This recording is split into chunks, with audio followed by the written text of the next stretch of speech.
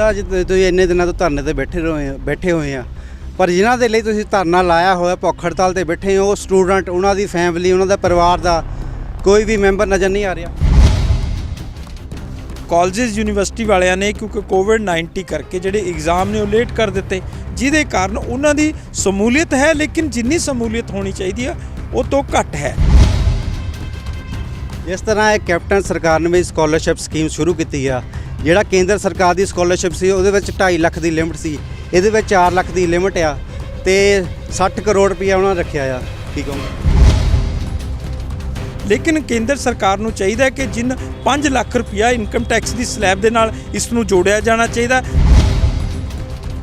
ਤੁਹਾਡੇ ਤੇ ਇੱਕ ਦੋਸ਼ ਇਹ ਲੱਗ ਰਿਹਾ ਵੀ ਜਿਹੜਾ ਤੁਸੀਂ ਅੱਜ ਜਿਹੜਾ ਇੰਨੇ ਦਿਨਾਂ ਤੋਂ ਲਾਇਆ ਹੋਇਆ ਭੁੱਖ ਹੜਤਾਲ ਰੱਖੀ ਹੋਈ ਆ, ਇਹ ਬੀਜੇਪੀ ਵੱਲੋਂ ਪਲਾਨਡ ਆ। ਜਿਹੜੇ ਵਿਅਕਤੀ ਜਿਸ ਤਰ੍ਹਾਂ ਦਾ ਕੋਈ ਪ੍ਰਚਾਰ ਕਰਦੇ ਨੇ, ਸਾਨੂੰ ਉਸ ਤੋਂ ਕੋਈ ਫਿਕਰ ਨਹੀਂ, ਨਾ ਹੀ ਸਾਨੂੰ ਕੋਈ ਡਰ ਹੈ। ਸਰਕਾਰੀ ਨੁਮਾਇੰਦਾ ਆਇਆ ਤੁਹਾਡੇ ਕੋਲ? ਨਹੀਂ, ਸਰਕਾਰੀ ਨੁਮਾਇੰਦਾ ਨਹੀਂ ਸਾਡੇ ਤੱਕ ਹਾਲੇ ਤੱਕ ਪਹੁੰਚਿਆ, ਕਿਉਂਕਿ ਉਹ ਆਕੜਵਾਜ ਕੈਪਟਨ ਅਮਰਿੰਦਰ ਸਿੰਘ ਦੀ ਸਰਕਾਰ ਹੈ। ਅਸੀਂ ਅੱਜ ਚੰਡੀਗੜ੍ਹ ਵਿਖੇ ਪਹੁੰਚੇ ਹਾਂ। 25 ਸੈਕਟਰ ਦੇ ਵਿੱਚ ਪਰਮਜੀਤ ਕੈਂਥ ਉਹਨਾਂ ਨੇ ਪਿਛਲੇ 6 ਦਿਨਾਂ ਤੋਂ ਸੰਕੇਤਕ ਭੁੱਖ ਹੜਤਾਲ ਤੇ ਬੈਠੇ ਹੋਏ ਆ ਸਕਾਲਰਸ਼ਿਪ ਦੇ ਮੁੱਦੇ ਨੂੰ ਲੈ ਕੇ। ਕੈਂਥ ਸਾਹਿਬ ਨਾਲ ਅੱਜ ਅਸੀਂ ਮੁਲਾਕਾਤ ਕਰਾਵਾਂਗੇ। ਕੈਂਥ ਸਾਹਿਬ, ਕੀ ਇਸ਼ੂ ਹੈਗੇ ਆ ਜਿਹੜੇ ਤੁਸੀਂ ਇੰਨੀ ਠੰਡ ਦੇ ਵਿੱਚ ਸੰਕੇਤਕ ਭੁੱਖ ਹੜਤਾਲ ਤੇ ਬੈਠੇ ਆ? ਅਸੀਂ ਜੋ ਰੈਲੀ ਗਰਾਊਂਡ 25 ਸੈਕਟਰ ਚੰਡੀਗੜ੍ਹ ਦੇ ਵਿੱਚ ਧਰਨਾ ਤੇ ਸੰਕੇਤਕ ਭੁੱਖ ਹੜਤਾਲ ਸ਼ੁਰੂ ਕੀਤੀ ਹੋਈ ਹੈ। ਇਹ 28 ਦਸੰਬਰ 2020 ਤੋਂ ਲਗਾਤਾਰ ਚੱਲ ਰਹੀ ਹੈ, ਕਿਉਂਕਿ ਪੰਜਾਬ ਦੇ ਵਿੱਚ ਪੰਜਾਬ ਸਰਕਾਰ ਨੇ ਜੋ ਪੋਸਟ ਮੈਟ੍ਰਿਕ ਸਕਾਲਰਸ਼ਿਪ ਸਕੀਮ ਬਣਾਈ ਸੀ ਬਾਬਾ ਸਾਹਿਬ ਡਾਕਟਰ ਭੀਮ ਰਾਓ ਅੰਬੇਡਕਰ ਜੀ ਦੇ ਨਾਮ ਦੇ ਉੱਤੇ, ਉਹ ਜਿਹੜੀ ਸਕੀਮ ਹੈ ਉਹ ਸਕੀਮ ਬਹੁਤ ਬੁਰੀ ਤਰ੍ਹਾਂ ਜਿਹੜੀ ਹੈ ਪੰਜਾਬ ਵਿੱਚ ਫਲਾਪ ਹੋ ਗਈ ਹੈ, ਜਿਸ ਦੇ ਕਾਰਨ 3 ਲੱਖ ਤੋਂ ਵੱਧ ਜਿਹੜੇ ਬੱਚੇ ਨੇ ਉਹਨਾਂ ਨੂੰ ਜਿਹੜੀ ਹੈ ਦਾਖਲਾ ਨਹੀਂ ਦਿੱਤਾ ਜਾ ਸਕਿਆ ਅੱਜ ਤੱਕ। ਜਦੋਂ ਕਿ ਸਰਕਾਰ ਦਾ ਜਿਹੜਾ ਪੋਰਟਲ ਹੈ, ਪੋਸਟ ਮੈਟ੍ਰਿਕ ਸਕਾਲਰਸ਼ਿਪ ਪੋਰਟਲ ਹੈ ਵੈਲਫੇਅਰ ਡਿਪਾਰਟਮੈਂਟ ਦਾ, ਉਹਦੇ ਉੱਤੇ 3 ਲੱਖ ਤੋਂ ਵੱਧ ਬੰਦਿਆਂ ਨੇ ਜਿਹੜੀ ਹੈ ਉਹ ਰਜਿਸਟਰਡ ਕੀਤਾ, ਔਰ ਰਜਿਸਟਰਡ ਕਰਨ ਦੇ ਬਾਵਜੂਦ ਇਹ ਵਿੱਦਿਅਕ ਸੈਸ਼ਨ ਜਿਹੜਾ ਖਤਮ ਹੋਣ ਵਾਲਾ ਹੈ, ਉਸ ਵਿੱਦਿਅਕ ਸੈਸ਼ਨ ਦੇ ਵਿੱਚ 3 ਲੱਖ ਤੋਂ ਵੀ ਵੱਧ ਜਿਹੜੇ ਵਿਦਿਆਰਥੀ ਨੇ ਉਹਨਾਂ ਨੂੰ ਦਾਖਲਾ ਨਹੀਂ ਮਿਲ ਸਕਿਆ। ਅਸੀਂ ਚਾਹੁੰਦੇ ਹਾਂ ਕਿ ਉਹਨਾਂ ਵਿਦਿਆਰਥੀਆਂ ਨੂੰ ਜਿਹੜੇ ਬਿਲੋ ਪਾਵਰਟੀ ਲਾਈਨ ਤੋਂ ਗਰੀਬੀ ਰੇਖਾ ਤੋਂ ਥੱਲੇ ਰਹਿੰਦੇ ਨੇ, ਉਹਨਾਂ ਨੂੰ ਦਾਖਲਾ ਜਿਹੜਾ ਉਹ ਤੁਰੰਤ ਦਿੱਤਾ ਜਾਣਾ ਚਾਹੀਦਾ। ਉਹਦੇ ਨਾਲ ਹੀ ਜਿਹੜੇ 7 ਲੱਖ ਤੋਂ ਵੱਧ ਜਿਹੜੇ ਵਿਦਿਆਰਥੀ ਨੇ ਪਿਛਲੇ 3-4 ਸਾਲਾਂ ਦੇ ਵਿੱਚ ਉਹਨਾਂ ਦੀਆਂ ਡਿਗਰੀਆਂ ਤੇ ਸਰਟੀਫਿਕੇਟ ਜਿਹੜੇ ਨੇ ਉਹ ਹੋਲਡ ਕੀਤੇ ਹੋਏ ਨੇ, ਔਰ ਉਹਨਾਂ ਦੇ ਜਿਹੜੇ ਸਰਟੀਫਿਕੇਟ ਤੇ ਡਿਗਰੀਆਂ ਤੁਰੰਤ ਦਿੱਤੀਆਂ ਜਾਣੀਆਂ ਚਾਹੀਦੀਆਂ ਜਦੋਂ ਕਿ ਉਹਨਾਂ ਨੇ ਆਪਣੇ ਕੋਰਸ ਜਿਹੜੇ ਨੇ ਉਹ ਪੂਰੇ ਕਰ ਲਏ ਨੇ। ਕਿਉਂਕਿ ਜਿਹੜੀ ਕਾਲਜਿਸ ਤੇ ਯੂਨੀਵਰਸਿਟੀਆਂ ਦੀ ਮੈਨੇਜਮੈਂਟ ਹੈ ਔਰ ਪੰਜਾਬ ਸਰਕਾਰ ਦੇ ਜਿਹੜੇ ਮੰਤਰੀ ਨੇ, ਉਹਨਾਂ ਦੀ ਮਿਲੀ ਭੁਗਤ ਦੇ ਨਾਲ ਇਹ 10 ਲੱਖ ਤੋਂ ਵੀ ਵੱਧ ਜਿਹੜੇ ਬੱਚੇ ਨੇ ਉਹਨਾਂ ਦਾ ਭਵਿੱਖ ਹੈ ਉਹ ਬਰਬਾਦ ਕੀਤਾ ਜਾ ਰਿਹਾ। ਸਾਡੀ ਜਿਹੜੇ ਸਮਾਜ ਦੀ ਨਸਲ ਹੈ ਉਸ ਨਸਲ ਨੂੰ ਵਿਗਾੜਨ ਦੀ ਕੋਸ਼ਿਸ਼ ਕੀਤੀ ਜਾ ਰਹੀ ਹੈ। ਜਿੱਦਾਂ ਅੱਜ ਤੁਸੀਂ ਇੰਨੇ ਦਿਨਾਂ ਤੋਂ ਧਰਨੇ ਤੇ ਬੈਠੇ ਹੋਏ ਆ, ਪਰ ਜਿਨ੍ਹਾਂ ਦੇ ਲਈ ਤੁਸੀਂ ਧਰਨਾ ਲਾਇਆ ਹੋਇਆ, ਭੁੱਖ ਹੜਤਾਲ ਤੇ ਬੈਠੇ ਹੋ, ਉਹ ਸਟੂਡੈਂਟ, ਉਹਨਾਂ ਦੀ ਫੈਮਿਲੀ, ਉਹਨਾਂ ਦਾ ਪਰਿਵਾਰ ਦਾ ਕੋਈ ਵੀ ਮੈਂਬਰ ਨਜ਼ਰ ਨਹੀਂ ਆ ਰਿਹਾ। ਨਹੀਂ, ਦੇਖੋ, ਜਿਹੜੇ ਗਰੀਬੀ ਰੇਖਾ ਤੋਂ ਥੱਲੇ ਰਹਿੰਦੇ ਨੇ ਉਹਨਾਂ ਦਾ ਪਰਿਵਾਰ ਜਿਹੜਾ ਉਹ ਰੋਜੀ ਰੋਟੀ ਦੇ ਤੋਂ ਵੀ ਮੁਹਤਾਜ ਹੈ, ਔਰ ਜਿਹੜੇ ਉਹਨਾਂ ਦੇ ਪਰਿਵਾਰਾਂ ਦੇ ਬੱਚੇ ਨੇ, ਉਹਨਾਂ ਬੱਚਿਆਂ ਦੇ ਅੱਜ ਕੱਲ੍ਹ ਐਗਜ਼ਾਮ ਚੱਲ ਰਹੇ ਨੇ। ਕਿਉਂਕਿ ਅਸੀਂ ਜਿਹੜਾ ਕਿਉਂਕਿ ਕਾਲਜਿਸ ਯੂਨੀਵਰਸਿਟੀ ਵਾਲਿਆਂ ਨੇ ਕਿਉਂਕਿ ਕੋਵਿਡ-19 ਕਰਕੇ ਜਿਹੜੇ ਐਗਜ਼ਾਮ ਨੇ ਉਹ ਲੇਟ ਕਰ ਦਿੱਤੇ, ਜਿਹਦੇ ਕਾਰਨ ਉਹਨਾਂ ਦੀ ਸ਼ਮੂਲੀਅਤ ਹੈ, ਲੇਕਿਨ ਜਿੰਨੀ ਸ਼ਮੂਲੀਅਤ ਹੋਣੀ ਚਾਹੀਦੀ ਆ ਉਹ ਤੋਂ ਘੱਟ ਹੈ। ਅਸੀਂ ਇਹ ਚਾਹੁੰਦੇ ਹਾਂ ਕਿ ਜਦੋਂ ਬੱਚਿਆਂ ਦੇ ਐਗਜ਼ਾਮ ਖਤਮ ਹੋ ਜਾਣਗੇ ਤਾਂ ਜਿਹੜਾ ਸਾਡਾ ਇਹ ਧਰਨਾ ਚੱਲ ਰਿਹਾ ਇਹਦੇ ਵਿੱਚ ਭਰਪੂਰ ਜਿਹੜੀ ਹੁਣ ਉਹ ਹਾਜ਼ਰੀ ਲਵਾ ਰਹੇ ਨੇ ਅੰਸ਼ਕ, ਤਾਂ ਉਹਦੇ ਵਿੱਚ ਭਰਪੂਰ ਹਾਜ਼ਰੀ ਲਵਾਉਣਗੇ ਉਹ ਵਰਗ ਦੇ ਬੱਚੇ ਨੇ। ਲੇਕਿਨ ਉਹਦੇ ਨਾਲ ਜਿਹੜੇ ਪੜ੍ਹਿਆ ਲਿਖਿਆ ਵਰਗ ਹੈ ਜਿਹੜਾ ਇਸ ਗੱਲ ਨੂੰ ਸਮਝਦਾ, ਜਿਹੜਾ ਰਾਖਵਾਂਕਰਨ ਲੈ ਕੇ ਇੱਥੇ ਪਹੁੰਚਿਆ, ਸਰਕਾਰੀ ਨੌਕਰੀਆਂ ਲਈਆਂ ਨੇ, ਆਪਣਾ ਮਾਨ ਸਨਮਾਨ ਉਹਨਾਂ ਨੇ ਵਧਾਇਆ, ਉਹਨਾਂ ਨੂੰ ਇਹ ਉਹਨਾਂ ਦੀ ਜ਼ਿੰਮੇਵਾਰੀ ਬਣਦੀ ਹੈ ਕਿ ਜਿਹੜਾ ਸਾਡੇ ਸਮਾਜ ਦਾ ਪਛੜਿਆ ਹੋਇਆ ਅੰਗ ਹੈ ਉਸ ਨੂੰ ਅਸੀਂ ਮਜ਼ਬੂਤ ਕਰੀਏ। ਉਹਨਾਂ ਬੱਚਿਆਂ ਨੂੰ, ਉਹਨਾਂ ਪਰਿਵਾਰਾਂ ਨੂੰ ਜਿਹੜਾ ਪ੍ਰੇਰਿਤ ਕਰੀਏ ਕਿ ਜਿਹੜੀ ਐਜੂਕੇਸ਼ਨ ਦੇ ਵਿੱਚ ਵਿੱਦਿਆ ਤੋਂ ਵਾਂਝੇ ਰੱਖਣ ਦੀ ਕੈਪਟਨ ਅਮਰਿੰਦਰ ਸਿੰਘ ਸਰਕਾਰ ਦੀ ਪਾਲਿਸੀ ਹੈ, ਨੀਤੀ ਹੈ, ਅਸੀਂ ਉਸੇ ਸਾਰੇ ਰਲ ਕੇ ਉਹਦਾ ਵਿਰੋਧ ਕਰੀਏ ਤਾਂ ਜੋ ਕਿ ਅਸੀਂ ਉਹਨਾਂ ਬੱਚਿਆਂ ਦੇ ਭਵਿੱਖ ਨੂੰ ਬਚਾ ਸਕੀਏ। ਔਰ ਜਿਹੜੀ ਨਸਲ ਵਿਗਾੜਨ ਦੀ ਇਹਨਾਂ ਨੇ ਕੋਸ਼ਿਸ਼ ਕੀਤੀ ਹੈ ਉਸ ਦੇ ਵਿੱਚ ਅਸੀਂ ਰਲ ਕੇ ਸੁਧਾਰ ਕਰੀਏ। ਇਸੇ ਕਰਕੇ ਅਸੀਂ 28 ਦਸੰਬਰ ਤੋਂ ਲਗਾਤਾਰ ਧਰਨਾ ਦੇ ਰਹੇ ਹਾਂ। ਅੱਜ ਉਸ ਧਰਨੇ ਦਾ 6ਵਾਂ ਦਿਨ ਹੈ ਔਰ ਇਹ ਧਰਨਾ ਉਦੋਂ ਤੱਕ ਜਾਰੀ ਰਹੇਗਾ ਜਦੋਂ ਤੱਕ ਇਹ 3 ਲੱਖ ਬੱਚਿਆਂ ਨੂੰ ਦਾਖਲਾ ਨਹੀਂ ਦੇ ਦਿੰਦੇ। 7 ਲੱਖ ਤੋਂ ਵੱਧ ਜਿਹੜੇ ਬੱਚੇ ਨੇ ਉਹਨਾਂ ਦੇ ਸਰਟੀਫਿਕੇਟ ਤੇ ਡਿਗਰੀਆਂ ਨਹੀਂ ਦੇ ਦਿੰਦੇ। ਉਹਦੇ ਨਾਲ ਜਦੋਂ ਸਾਧੂ ਸਿੰਘ ਧਰਮ ਸਰੋਤ ਹੈ ਉਹਨੂੰ ਮੰਤਰੀ ਮੰਡਲ ਤੋਂ ਬਰਖਾਸਤ ਕਰਨਾ ਚਾਹੀਦਾ। ਇਸ ਪੋਸਟ ਮੈਟ੍ਰਿਕ ਸਕਾਲਰਸ਼ਿਪ ਸਕੈਮ ਦੀ ਜਿਹੜੀ CBI ਜਾਂਚ ਹੋਣੀ ਚਾਹੀਦੀ ਹੈ ਔਰ ਪਿੰਡਾਂ ਦੇ ਵਿੱਚ ਜਿਹੜੀ 1/3 ਸ਼ੇਅਰ ਹੈ ਜ਼ਮੀਨ ਦੇ ਵਿੱਚ ਜਿਹੜੀ ਪੰਚਾਇਤੀ ਜ਼ਮੀਨ ਹੈ ਉਹਦੇ ਵਿੱਚ ਤੀਜਾ ਹਿੱਸਾ ਜਿਹੜਾ ਉਹ ਸਾਨੂੰ ਅੱਜ 55 ਸਾਲ ਹੋ ਗਏ ਪੰਜਾਬੀ ਸੂਬਾ ਬਣੇ ਨੂੰ, ਲੇਕਿਨ ਸਾਡੇ ਸਮਾਜ ਦੇ ਵਰਗ ਦੇ ਲੋਕਾਂ ਨੂੰ ਉਹ ਤੀਜਾ ਹਿੱਸਾ ਜ਼ਮੀਨ ਦਾ ਵੀ ਨਹੀਂ ਮਿਲ ਸਕਿਆ।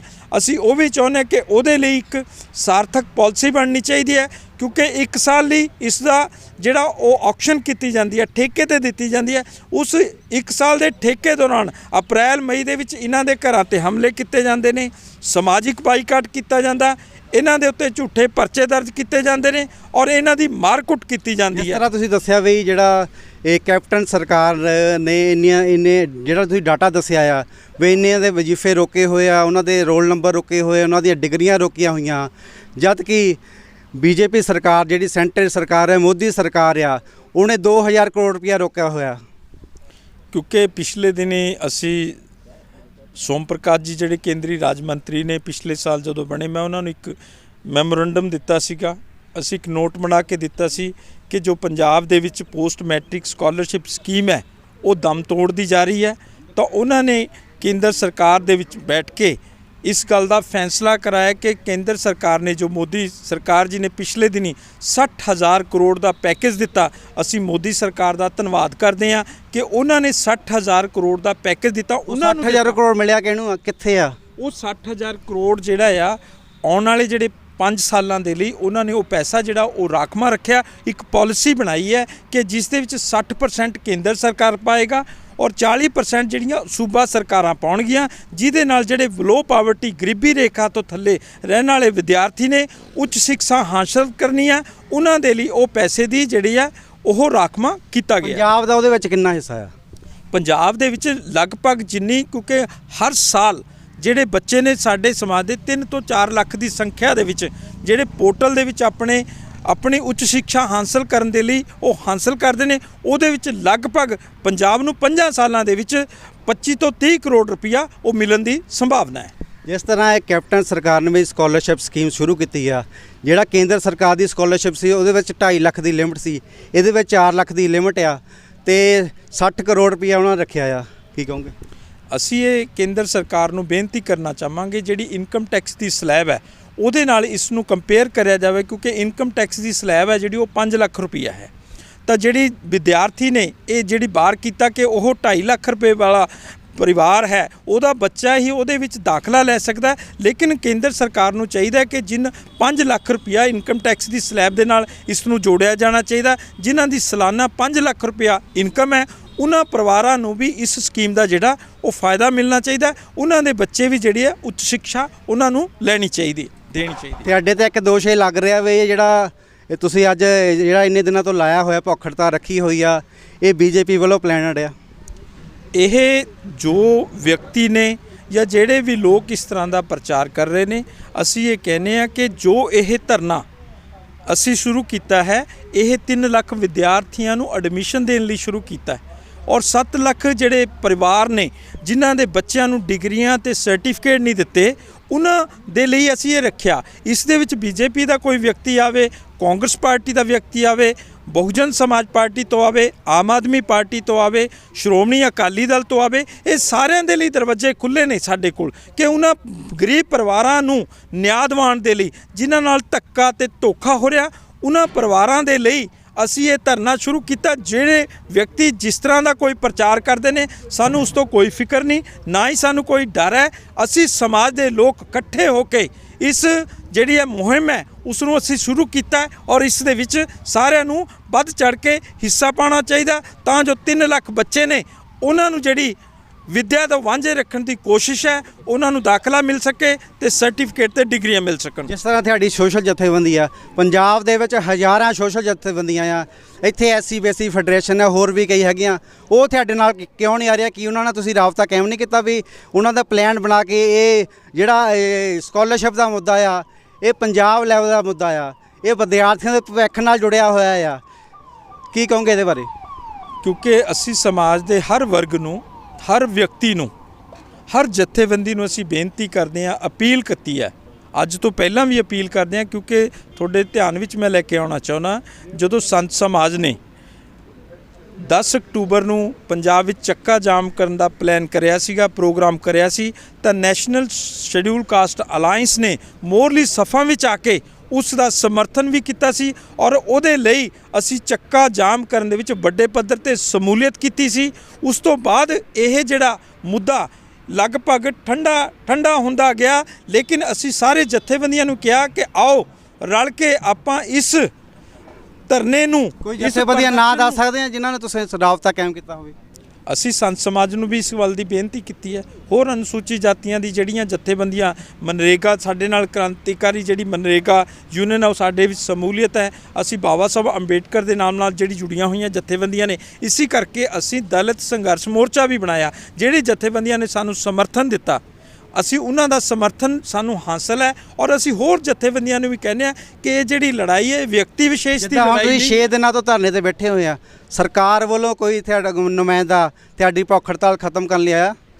ਦੇਖੋ, ਅਸੀਂ ਭੁੱਖ ਹੜਤਾਲ ਖਤਮ ਕਰਨ ਜਾਂ ਬੰਦ ਕਰਨ ਲਈ ਨਹੀਂ ਬੈਠੇ। ਅਸੀਂ ਚਾਹੁੰਦੇ ਹਾਂ ਕਿ 3 ਲੱਖ ਬੱਚਿਆਂ ਨੂੰ ਤੁਰੰਤ ਜਿਹੜਾ ਉਹ ਦਾਖਲਾ ਮਿਲਣਾ ਚਾਹੀਦਾ। ਡਿਗਰੀਆਂ ਤੇ ਜਿਹੜੇ ਸਰਟੀਫਿਕੇਟ ਇਹਨਾਂ ਨੇ ਰੱਖੇ ਹੋਏ ਨੇ ਉਹ ਤੁਰੰਤ ਉਹਨਾਂ ਨੂੰ ਵਾਪਸ ਮਿਲਣੇ ਚਾਹੀਦੇ। ਸਰਕਾਰੀ ਨੁਮਾਇੰਦਾ ਆਇਆ ਤੁਹਾਡੇ ਕੋਲ? ਨਹੀਂ, ਸਰਕਾਰੀ ਨੁਮਾਇੰਦਾ ਨਹੀਂ ਸਾਡੇ ਤੱਕ ਹਾਲੇ ਤੱਕ ਪਹੁੰਚਿਆ, ਕਿਉਂਕਿ ਉਹ ਆਕੜਵਾਜ ਕੈਪਟਨ ਅਮਰਿੰਦਰ ਸਿੰਘ ਦੀ ਸਰਕਾਰ ਹੈ ਕਿ ਉਹ ਚਾਹੁੰਦੀ ਹੈ ਕਿ ਅਸੀਂ ਗਰੀਬ ਵਰਗ ਦਾ, ਦਲਿਤ ਵਰਗ ਦਾ ਸ਼ੋਸ਼ਣ ਕਰਨਾ। ਹਮੇਸ਼ਾ ਉਹ ਸ਼ੋਸ਼ਣ ਕਰਦੇ ਰਹੇ ਨੇ। ਪੰਜਾਬ ਦਾ ਜਿਹੜਾ ਮੁੱਖ ਮੰਤਰੀ ਹੈ ਉਹ ਆਪ ਹੀ ਪਹਿਲਾਂ ਤਾਂ ਜੱਟ ਮਹਾਸਭਾ ਦਾ ਪ੍ਰਧਾਨ ਹੈ, ਬਾਅਦ ਵਿੱਚ ਸੂਬੇ ਦਾ ਮੁੱਖ ਮੰਤਰੀ ਹੈ। ਔਰ ਜਿਹੜੀ ਪੰਜਾਬ ਦੇ ਵਿੱਚ ਵੱਡੀ ਸਮੱਸਿਆ ਗਰੀਬ ਵਰਗ ਦੀ ਹੈ, ਉਹਨਾਂ ਗਰੀਬ ਵਰਗ ਦੇ ਜਿਹੜੇ ਮੁੱਦੇ ਨੇ, ਉਹਨਾਂ ਦੇ ਬੱਚਿਆਂ ਨੂੰ, ਉਹਨਾਂ ਦੀਆਂ ਸਕੀਮਾਂ ਨੂੰ ਅਣਗੌਲਿਆ ਕੀਤਾ ਜਾਂਦਾ। ਕਿਉਂਕਿ ਜਿਹੜਾ ਸੂਬੇ ਦਾ ਵਿੱਤ ਮੰਤਰੀ ਹੈ ਜਿਹੜਾ ਮਿਸਟਰ ਬਾਦਲ, ਮਨਪ੍ਰੀਤ ਸਿੰਘ ਬਾਦਲ, ਉਹਨੇ ਪਿਛਲੇ 5 ਸਾਲਾਂ ਦੇ ਵਿੱਚ ਜਿਹੜੇ ਅਨੁਸੂਚਿਤ ਜਾਤੀ ਵਰਗ ਨਾਲ ਸਕੀਮਾਂ ਨੇ ਉਹਨਾਂ ਦਾ ਪੱਠਾ ਬਿਠਾ ਦਿੱਤਾ, ਉਹਨਾਂ ਸਕੀਮਾਂ ਨੂੰ ਬੰਦ ਕਰ ਦਿੱਤਾ। ਜਿਹੜਾ ਸ਼ੈਡਿਊਲ ਕਾਸਟ ਸਬ ਪਲਾਨ ਹੈ